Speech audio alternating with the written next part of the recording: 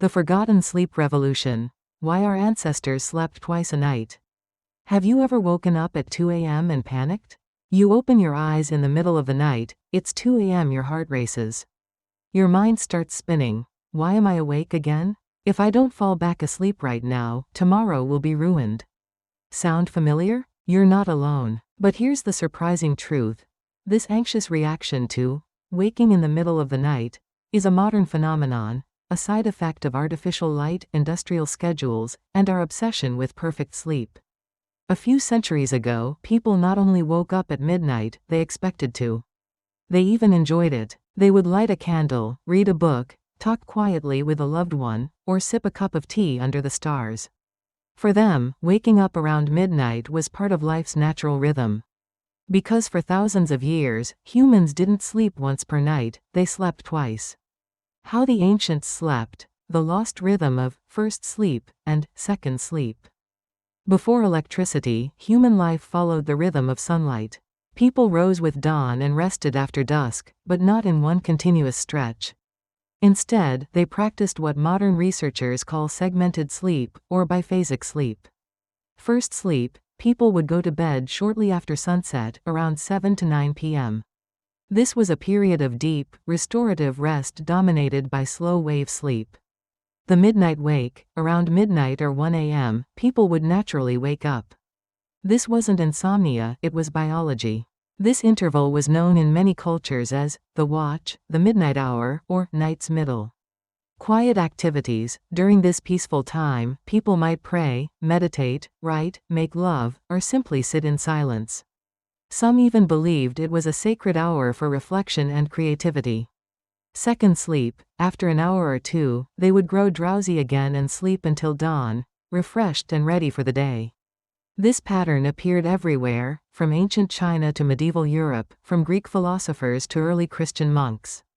Historical texts, diaries, and even legal records mention first sleep and second sleep as ordinary parts of daily life. Why our ancestors could sleep so naturally. The secret lies in light, or rather, the lack of it. Before the age of electricity, night meant darkness.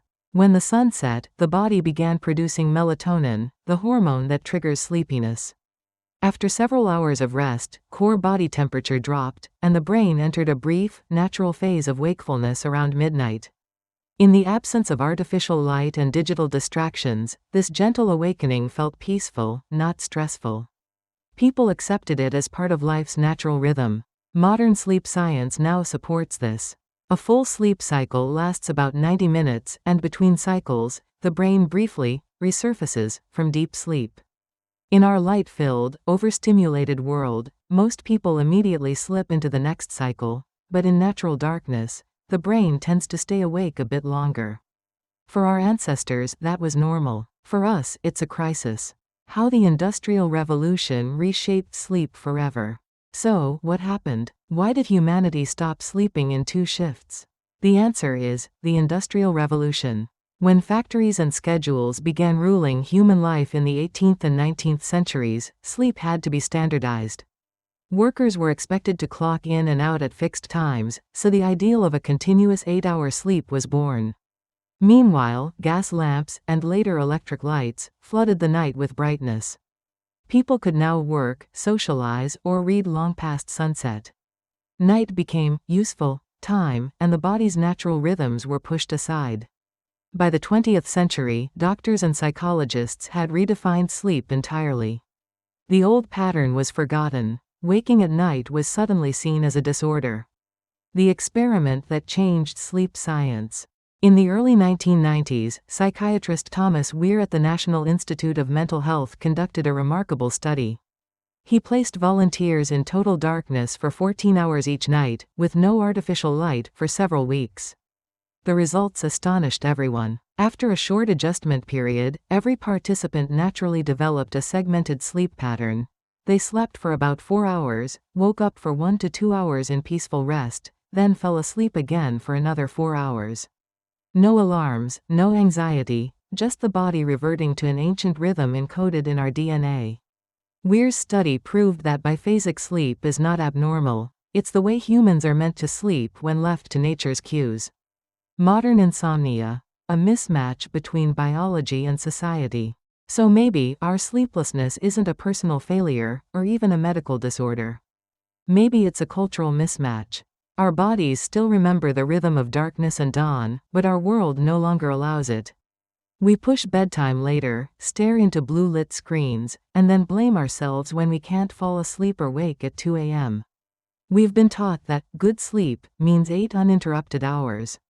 That's not biology, it's marketing. When you wake in the middle of the night, your body might just be doing what it has done for thousands of years, surfacing briefly in the quiet space between first and second sleep. Reclaiming the midnight hour. If you wake at 2 or 3 a.m., don't panic. Don't reach for your phone, and don't check the time.